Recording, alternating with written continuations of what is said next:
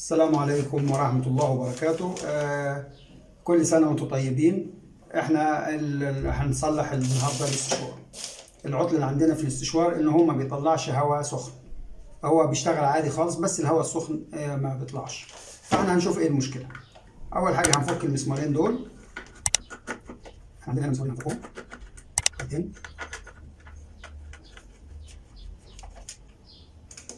كده احنا فكينا المسمارين دول عشان نعرف نشوف ايه المشكلة فيه. هنطلع برضو دي تبعنا معانا وبهدوء هنطلع برضو الكفر التاني.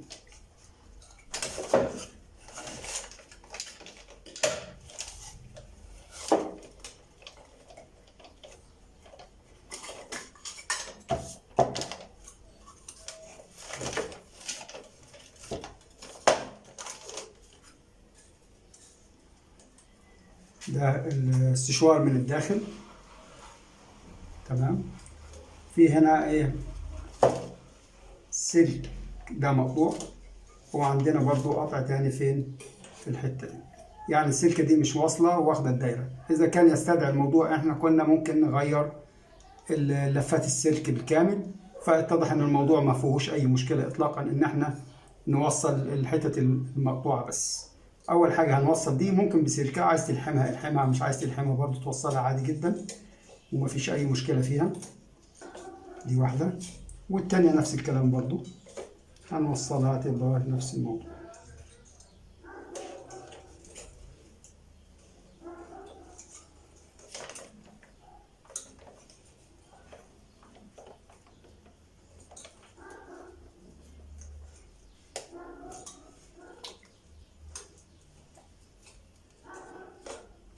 كده احنا وصلنا اول واحده وهنوصل تاني واحده.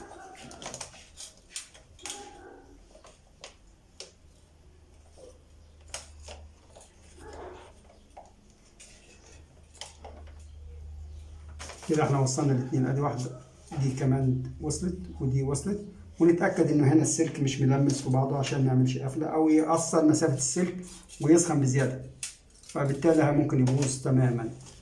بس احنا هنجرب برضو، ممكن نجرب من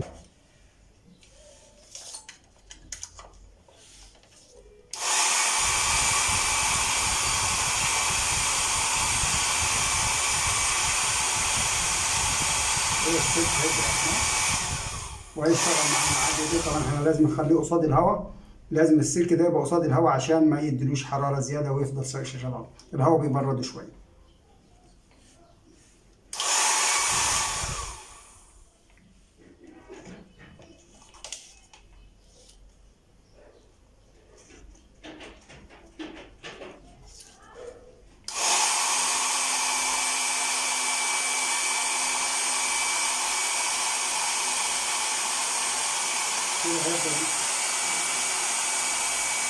كده الهواء يبقى سخن. طبعا لازم التجميعة تكون موجودة علشان يبقى الهواء أقل شوية.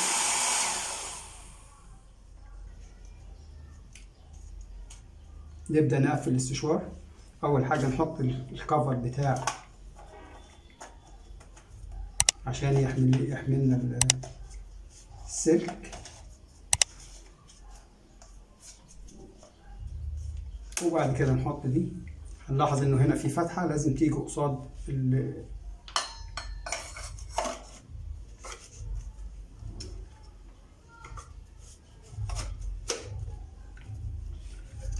وناخد الحزام بتاعها نتأكد انه ده قصاد المشقبية.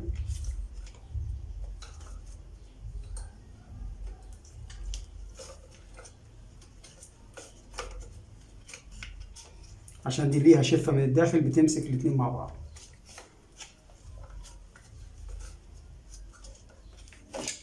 هنا برضو في مشقبيتين لازم يخشوا في دي مع بعضيهم.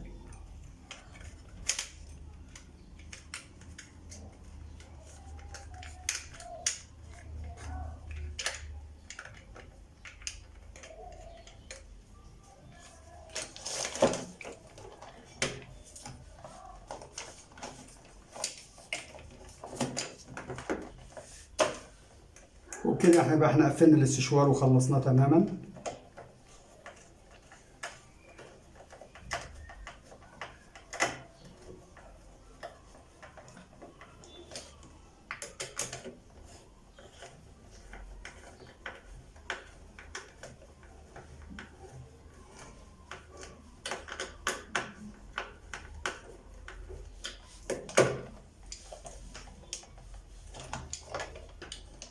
لازم تتأكد إنه فيه الأماكن دي في أماكنها كلها ثابتة.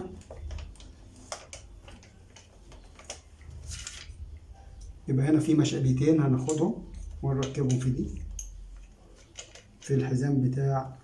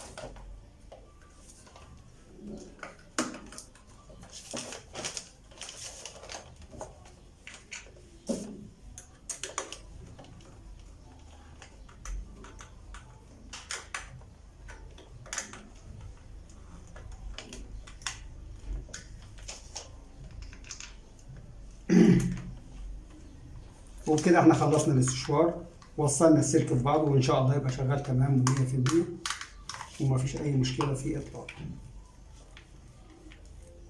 كده احنا استشوار وقفلنا، مفيش اي حاجه بارزه، وكانه